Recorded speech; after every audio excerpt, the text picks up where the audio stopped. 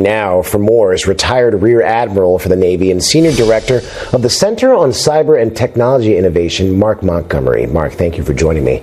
President Trump has often criticized regime change, and now he says his administration will be, quote, running Venezuela at least temporarily. So what are the immediate challenges in that? Well, thank you for having me. There are a lot of immediate challenges with this. One, I don't think we'll have significant boots on the ground, because once you put troops in place, the amount of force protection you have to put around them and air defense and such, it very quickly becomes a very large footprint. We saw that in Iraq. We saw that in Afghanistan. So I suspect that's not what he meant. The bigger issue here is we have toppled the leader. No doubt Maduro is out of play.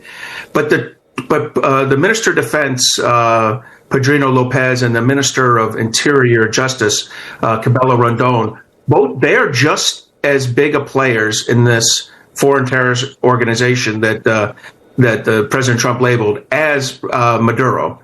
And in theory, they're still in positions of power. So from my perspective, this isn't regime change. It's change of the man at the top of the regime.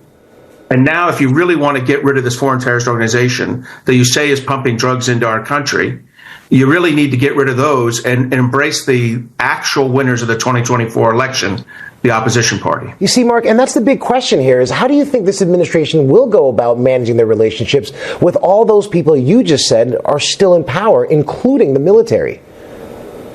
Leslie, I think the military could have been handled by, you did that strike 36 hours ago served two purposes. One, it opened a path for the helicopters to get in and do the extraction.